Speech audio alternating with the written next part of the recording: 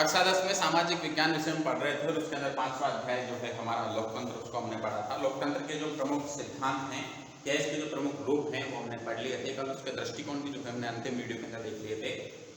और आज लोकतंत्र की जो प्रमुख विशेषताएं हैं उन विशेषताओं को हमें जानना है। सबसे पहले अभ्याम लिंकन की जो परिभाषा है, जनता का, जनता के लिए, जनता द्वारा शासन। ठीक है, तो इन तीनों जो शब्द हैं, जनता का, जनता के लिए और जनता द्वारा शासन, तीनों शब्दों से इसकी तीन विशेषताएं जो है निकल के आती है। सबसे पहले आता है जनता का शासन। जनता का मतलब किसका है? संपूर्ण समूह का, जिसके अंदर संप्रभुता निहित है। वो क्या है? यहाँ पे लोकतंत्र के अंदर जनता है और जनता के अंदर क्या निहित है?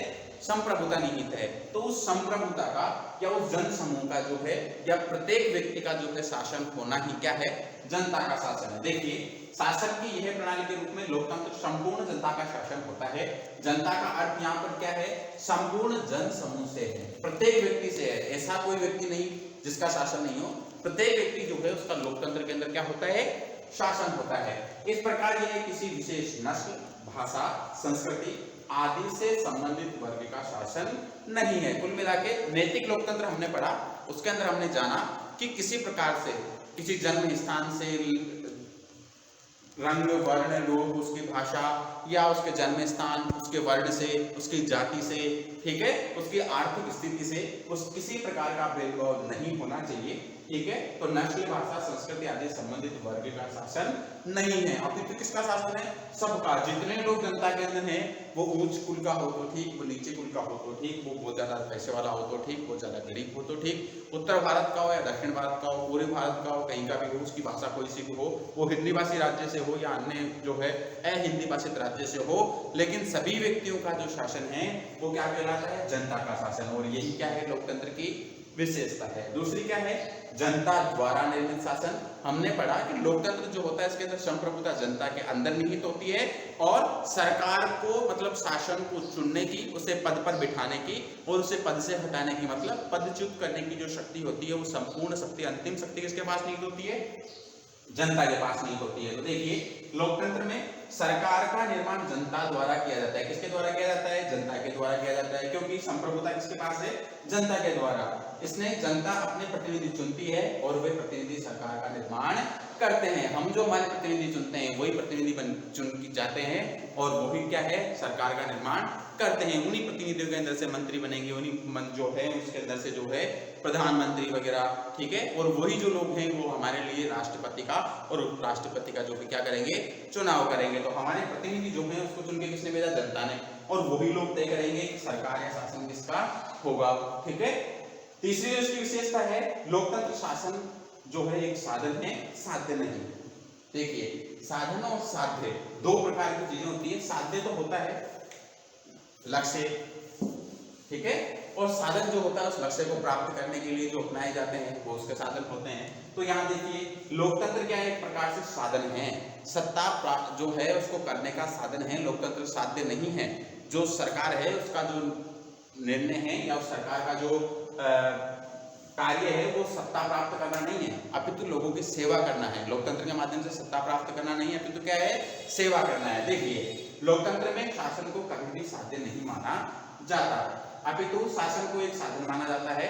वास्तव में लोकतंत्र में शासन निम्नलिखित साध्यों, लोकतांत्रिक साध्यों की प्राप्ति का साधन माना जाता है। व्यक्ति की स्वतंत्रता एवं गौरव की रक्षा तथा सार्वजनिक हित की वृद्धि। लोकतंत्र के माध्यम से व्यक्ति की स्वतंत्रता एवं गौरव की रक्षा करना है और सार्वजनिक हित जो है उन जिससे सबका लाभ होने वाला है उन सब हितों के अंदर वृद्धि करना लोकतंत्र का क्या है? मुख्य कार्य है। ये लोकतांत्रिक साध्यों को प्राप्त करने का साधन है। ठीक है, ये देखिए यहाँ पे लिखा हुआ है कि निम्नलिखित साध्यों जो है इसको प्राप्त करने का साधन माना जाता है क्या? लोकतंत्र।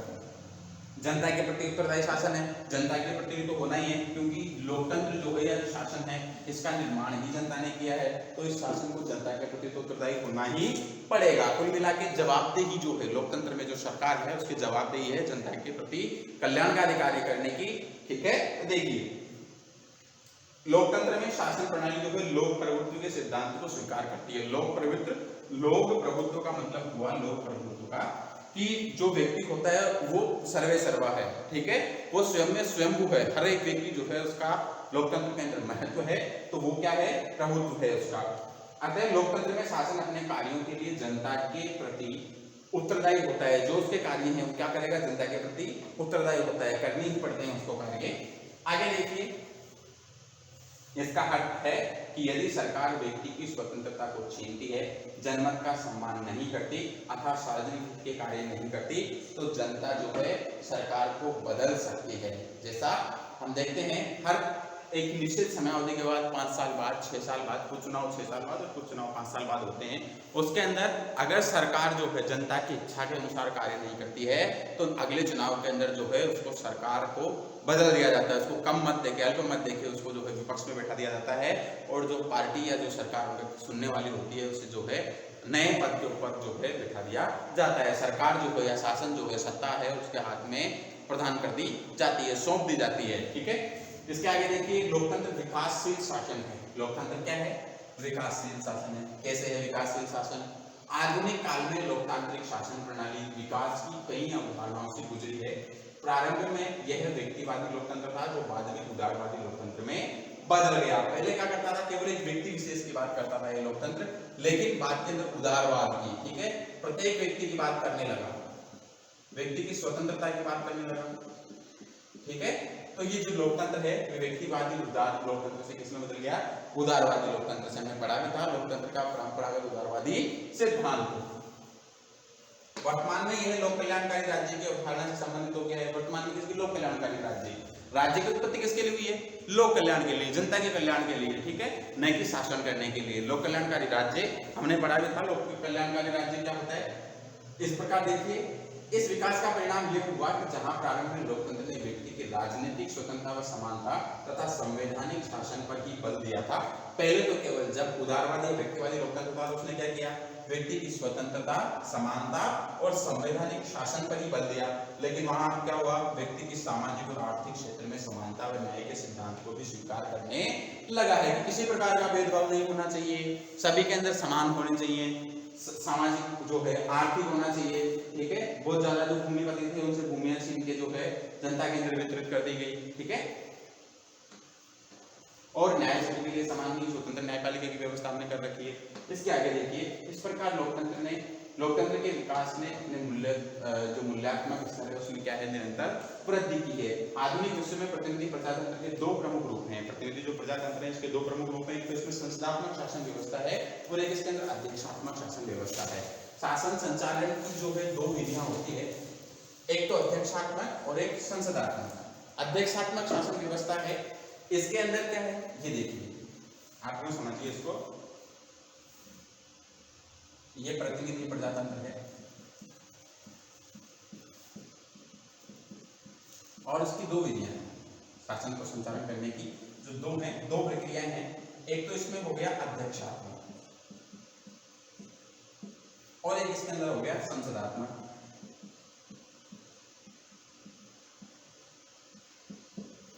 जहां पर कार्यपालिका जो है उसका एक ही रूप हो, ठीक है, जनता उसे प्रत्यक्ष रूप से चुने, वहां तो अध्यक्षात्मक शासन होता है। कार्यपालिका क्या हो, एक ही, नाम मात्र की और वास्तविक कार्यपालिका अलग अलग नहीं होकर एक ही कार्यपालिका हो, वास्तविक कार्यपालिका हो।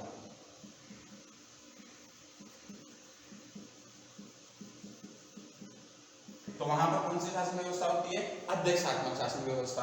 और इसका उदाहरण क्या है, अमेरिका है। अमेरिका के अंदर जो राष्ट्रपति होता है वो सबसे ज्यादा वो सर्वेसर्वा होता है। ठीक है, जनता उसे प्रत्यक्ष रूप से चुनती है। लेकिन संसदात्मक शासन व्यवस्था के अंदर क्या होता है, देखो संसदात्मक से इसका मतलब नहीं कि संसद के द्वारा जो है शासन का संचालन किया जाए। अध्यक्षात्मक शासन व्यवस्था के अंदर की जो है संसद होती है और उसका नाम अलग हो, ठीक है, जैसे अमेरिका की जो संसद उसे सीनेट कहा जाता है, तो ऐसे ही संसदात्मक शासन व्यवस्था के अंदर क्या होता है, यहाँ पर कार्यपालिका जो है वो दो रूप में होती है, प्रत्यक्ष नाम मात्र की तो अलग होती है और वास्तविक अलग होती है। इसको हम यूं भी समझ सकते हैं कि राष्ट्र का जो प्रधान है वो एक हो, ठीक है, तो वहां पर क्या होती है, अध्यक्षात्मक शासन व्यवस्था, और राष्ट्र का प्रधान एक हो लेकिन वो क्या हो, केवल नाम मात्र का हो, तो वहां पर जो व्यवस्था है वो कैसी होती है, संसदात्मक शासन व्यवस्था होती है। अब भारत में नाम मात्र की जो व्यवस्था है वो तो कौन है, राष्ट्रपति, और वास्तविक जो है वो कौन है, प्रधानमंत्री और उसका मंत्रिमंडल।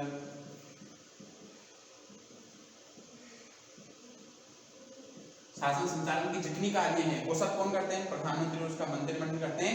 लेकिन किसके नाम से करते हैं? नामांतर की जो कार्यपालिका है राष्ट्रपति इसके नाम से किया जाता है। ठीक है, तो इस प्रकार की जो व्यवस्था होती है वहां पर संसदात्मक, और जहां पर केवल एक ही हो, राष्ट्र का अध्यक्ष एक ही हो, तो वो कौन सी होती है? अध्यक्षात्मक। अध्यक्षात्मक का उदाहरण क्या है? अमेरिका। और संसदात्मक का सबसे बड़ा उदाहरण ब्रिटेन है, भारत है। ठीक है, ऐसे कई सारे जो देश हैं वो क्या है? संसदात्मक शासन व्यवस्था के अंदर आते हैं। तो प्रत्यक्ष लोकतंत्र जो है या प्रत्यक्ष प्रजातंत्र जो है इसके दो रूप हो गए, संसदात्मक शासन और अध्यक्षात्मक शासन। प्रथम का जो आदर्श उदाहरण है वो ब्रिटेन की शासन व्यवस्था, मतलब इसका संसदात्मकता और भारत। और द्वितीय का जो आदर्श उदाहरण है वो संयुक्त राज्य अमेरिका की शासन प्रणाली। स्विट्जरलैंड एक ऐसा देश है जो दोनों की मिश्रित अवस्था हो, जिसमें संघीय स्तर पर, ठीक है, केंद्र के अंदर जो है वो संसदात्मक शासन व्यवस्था है, संसदात्मक और अध्यक्षात्मक शासन प्रणाली जो है इसके मिश्रित रूप को अपनाया गया है। नेक्स्ट देखिए, लोकतंत्र का जो है कुछ आलोचनात्मक परीक्षण जो है वो उसके अंदर किया गया है। देखिए, एक और वर्ग जैसे विद्वानों ने पूर्ण लोकतंत्र को लज्जाहीन धारणा माना है, तो दूसरी ओर लोवे जैसे विद्वानों ने इसे सर्वश्रेष्ठ शासन माना है। अतः निष्कर्ष ये पहुंचता है, निष्कर्ष के पहुंचने के लिए कुछ हमें इसके गुणों और जो दोष हैं वो हमें इसके पढ़ने पड़ेंगे। इससे पहले जो हमने पढ़ा वो तो क्या थी? इनकी विशेषताएं थी। अब कुछ चीजें हैं जो इसके गुणों और दोष हैं, तो इसके जो गुण हैं एक बार हम उनको देखें। सार्वजनिक हितों के अंदर वृद्धि करता है कौन? लोकतंत्र। लोकतंत्र जो है सार्वजनिक हितों के अंदर वृद्धि करता है, इसमें प्रजातंत्र शासन का संचालन करता है और प्रतिनिधि द्वारा किया जाता है वे सार्वजनिक हित में वृद्धि करने के वायदे के आधार पर जो है चुनाव जीतते हैं और उन्हें भविष्य में पुनः चुनाव लड़ना होता है। अतः वे प्रतिनिधि जो होते हैं वो सार्वजनिक हित के शासन करते हैं। देखिए, जिस प्रकार हमारे यहाँ पर चुनाव होते हैं, हमारे जो प्रतिनिधि होते हैं चुनाव से पहले जनता के बीच में आते हैं और अपना प्रोस्पेक्टर जो है वो जनता के सामने रखते हैं, अपना विजन बताते हैं कि हम आने वाले 5 साल के अंदर या नेक्स्ट चुनाव जो होगा हमारे कार्यकाल के अंदर हम आपके लिए ये व्यवस्थाएं करेंगे। और अगर वो व्यवस्थाएं वो लोग नहीं करते हैं, ठीक है, वैसे तो वो लोग क्या है, उनको आने वाले चुनाव में फिर चुनाव जीतना है, ठीक है, तो वो सब जितने अपने वादे करते हैं उसमें से अधिकांश वादे जो है वो पूर्ण करते हैं। तो इस प्रकार से जो है इन वादों के आधार पर और जो बार बार चुनाव होते हैं इसके आधार पर। और लोकतंत्र में जो है शासन किसके प्रति उत्तरदायी है? जनता के प्रति उत्तरदायी होता है। जनप्रतिनिधि जो है वो सार्वजनिक हित में शासन करते हैं, इसलिए सार्वजनिक हितों के अंदर क्या होती है? वृद्धि होती है, जन कल्याण के कार्य होते हैं। इसके बाद कार्यकुशल शासन होता है, क्योंकि कोई अकुशल व्यक्ति जो है अगर वो चुनाव जीत के आ जाए तो वो ठीक से शासन संचालन नहीं कर पाएगा और आने वाले चुनाव के अंदर जो है उसको जनता मौका नहीं देगी। और जो उनके अंदर से परिष्कार करके सबसे सर्वश्रेष्ठ की चुनाव होता है तो उसके अंदर जो है जिसको अधिक मत मिलेगा वो शासन करेगा, तो जो अधिक कुशल होगा उसे अधिक मत देंगे लोग, ठीक है। तो इस प्रकार से जो ये शासन होता है ये कार्यकुशल शासन होता है। दूसरा इसके अंदर क्या होता है कि जो व्यक्ति जीत के आ रहा है वो जनता ने उसको जिताया है, तो उसकी जितनी भी नीतियां वगैरह है उसको जनता जो है अपनाती है। इसके आगे देखिए, सार्वजनिक शिक्षा का जो है ये साधन है। लोकतांत्रिक शासन में जनता सार्वजनिक समस्याओं पर अपनी राय प्रकट करती है। सामान्य जनता जनमत निर्माण के साधनों तथा आम चुनाव के माध्यम से विभिन्न समस्याओं पर अपना मत प्रकट करती है। सामान्य नागरिक अपने अधिकारों व कर्तव्यों के प्रति जागरूक रहता है और बड़े हितों के लिए छोटे हितों का त्याग करना सीख जाता है। इस गुण के कारण भी गेटेल ने लोकतंत्र को नागरिकों की शिक्षा प्रदान करने वाला स्कूल कहा है। सार्वजनिक शिक्षा का साधन किस प्रकार है? जैसे मान लीजिए कुछ कार्य हैं, उन कार्यों के अंदर से कुछ व्यक्ति चाहते हैं कि पहला नंबर का कार्य होना चाहिए, कुछ चाहते हैं दूसरा, कुछ चाहते हैं तीसरा, कुछ चाहते हैं चौथा। लेकिन उन सभी व्यक्तियों ने क्या किया? सार्वजनिक शिक्षा ग्रहण की और उसके माध्यम से उनको वरीयता दी कि नहीं, ये वाला जो कार्य है ये अधिक लोगों के लिए उपयोगी है, तो इसको सबसे पहले किया जाना चाहिए। तो वो सार्वजनिक सभी लोगों के समान हितों की रक्षा की बात करने के लिए जो कार्य किया जाता है तो लोकतंत्र लोगों को सिखाता है। इसे सार्वजनिक शिक्षा का साधन इसे कहते हैं। अगला जो है नैतिक शिक्षा का साधन है।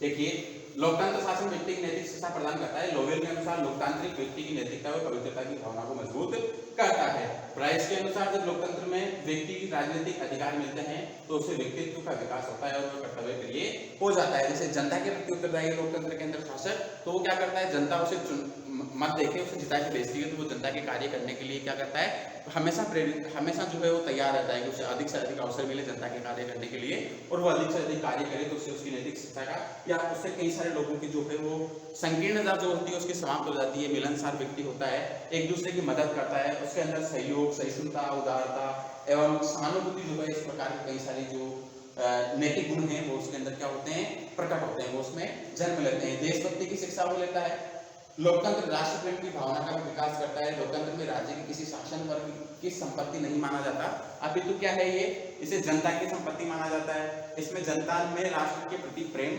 और अपनत्व की भावना जो उसका विकास होता है। मिल जो है उसने कहा है कि लोकतंत्र देशभक्ति की भावना को बढ़ाता है। क्रांति से सुरक्षा होती है।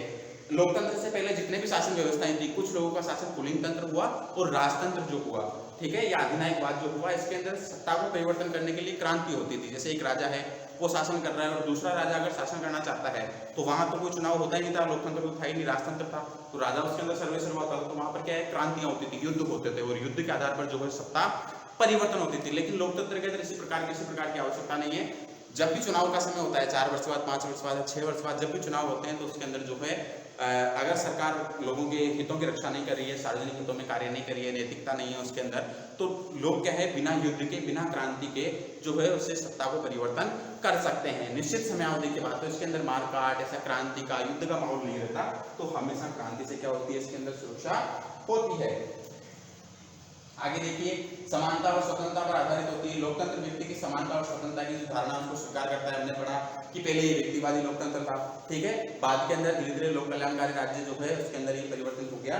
तो इसके अंदर जो है समानता, स्वतंत्रता, किसी व्यक्ति में जाति, धर्म, भाषा, लिंग, जन्म स्थान आदि के आधार पर इसके अंदर भेदभाव नहीं किया जाता है। सभी को समान अवसर प्राप्त होते हैं। समान जो है विधि की समानता और विधि के समान संरक्षण जो है इसके अंदर विश्वास रखा जाता है। भारतीय संविधान के अंदर भी हम देखें तो जो हमारा उपचारों का अधिकार, जो छठा अधिकार जो मनुष्य के मूल अधिकार उसके अंदर दिया हुआ है नागरिकों को, तो वो भी जो है जनता की विधि की समानता और जो समान संरक्षण उसकी बात करता है। इसके बाद स्वतंत्र और निष्पक्ष न्यायपालिका। तो भारत जैसा जो लोकतांत्रिक देश है इसके अंदर स्वतंत्र न्यायपालिका है, ठीक है, और न्यायपालिका जो है उसको स्वतंत्रता तो वही, लेकिन सर्वोच्चता भी है, संविधान के संरक्षण का उसको जिम्मेदारी दी हुई है।